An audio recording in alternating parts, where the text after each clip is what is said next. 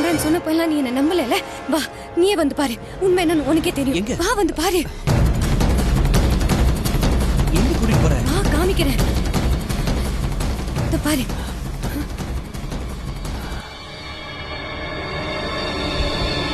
என்னாச்சு சாரு?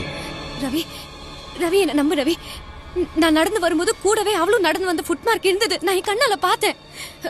நீ பார்த்தேன்னா நான் சொல்றது நீ நம்புவேன்னு தான் உன்னை கூட்டிட்டு வந்தேன். ஆனா இப்போ ரவி, ரவி நான் டாக்டர் கிட்ட வரல ரவி. ப்ளீஸ் நான் சொல்றது நம்பு. என் கண்ணால பார்த்தேன். அவ ஃபுட்மார்க் நான் பார்த்தேன். சாரு நான் உன்னை நம்புறேன். உன்னை டாக்டர் கிட்ட கூட்டிட்டு போல. ஓகே? ரிலாக்ஸ். ரிலாக்ஸ். ஆண்டி, ஒரு விஷயம் கேள்விப்பட்டேன். ட்வின்ஸ்ல ஒருத்தர் இறந்துட்டா இன்னொருத்தர் ரொம்ப நாள் உயிரோட இருக்க மாட்டாங்க. செத்தவங்க இன்னொருத்தரை வாழ விட மாட்டாங்கன்னு சொல்றாங்களே, அது உண்மையா? சான்ஸே இல்ல. என் வீட்டுக்கு எதிர் வீட்டுல 4.5 வயசு பொண்ணு ஒண்ணு, பேர் சுஜிதா. நான் ஹாஸ்பிட்டல் கிளம்பும் போதெல்லாம் தினமும் வாசல்ல நின்னு அழகா சிரிச்சுக்கிட்டே எனக்கு டாட்டா சொல்லும். அந்த குழந்தைக்கு சிவியரா ஜாண்டிஸ் வந்து காப்பாத்த முடியாம ஒரு நாள் இறந்து போச்சு. அதுக்கப்புறம் ஒவ்வொரு நாளும் நான் அந்த பக்கம் போகும்போதெல்லாம் அந்த குழந்தை உண்மையிலேயே அங்க நின்னுகிட்டு என்னை பார்த்து சிரிக்கிற மாதிரியே ஒரு ஃபீலிங். ஒரு சைக்காட்ரிஸ்டான எனக்கே அப்படி ஒரு ஃபீலிங் இருக்கும்போது 20 வருஷமா உடம்போட ஒட்டிட்டு இருந்த ஒருத்தி திடீர்னு இல்லாம போயிட்டா அந்த பாதிப்பு சாருக்கு இருக்கத்தானே செய்யும். அதுல இருந்து கொஞ்சம் கொஞ்சமா அவளை வெளியில கொண்டு வரது உன் கையில தான் இருக்கு. அதை புரிஞ்சுக்கிட்டு அவளுக்கு ஆறுதலா இரு. Okay okay. Thank you aunty. Take care.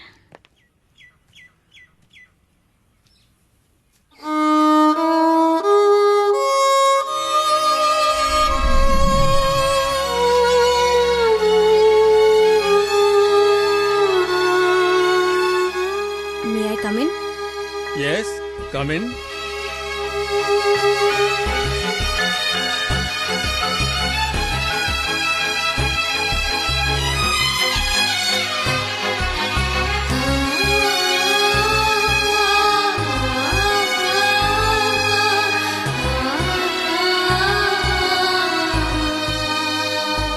என்னம்மா 2 பேர் ஒண்ணா வந்திருக்கீங்க? நாங்க ஒட்டி பிறந்த ரெட்டையர்கள், சாரு லதா. இந்த பாருங்கம்மா, வயலின் வாசிக்கிறது ஒரு அறிவும் ஒரு ஆன்மாவும் எந்த டைவர்ஷனும் இல்லாம சேர்ந்து சாதிக்கிற விஷயம்.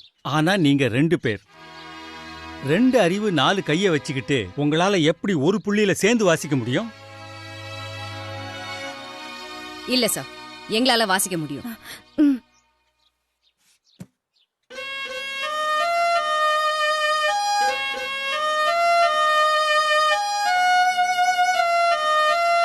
இந்த பாருங்க, உங்க ஆர்வத்தை நான் பாராட்டுறேன்.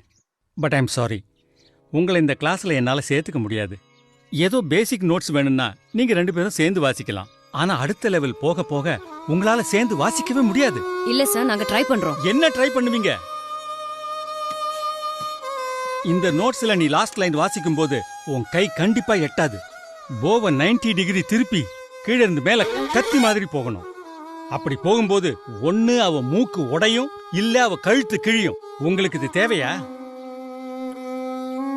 எக்ஸ்கியூஸ் மீ சார், இப்படி பிறந்தது அவங்களோட வீக்னஸ்னு நினைக்கிறத விட்டுட்டு இந்த அளவுக்கு வந்ததுக்காக என்கரேஜ் பண்ணலாமே சார். தி கிரேட் மியூசிஷியன் பீத்தோவன், அவருக்கு 2 காதுமே சுத்தமா கேட்காது. அவர் அற்புதமா கம்போஸ் பண்ண நோட்ஸை அவரே கேட்டதில்ல. அந்த குறையும் தாண்டி அவர் சாதனை பண்ணலையா சார்? அவரை மாதிரி இவங்களும். இத பாரு, நீ வெக்கேஷனுக்கு பொழுதுபோக்க வெளியூர்ல இருந்து வந்திருக்கிற ஸ்டூடெண்ட். லீவு முடிஞ்சதும் திரும்பி போயிடுவ. சங்கீதம் உனக்கு தொழிலும் இல்ல, லட்சியமும் இல்ல. Don't try to teach me. Sorry. நீங்க போகலாம்.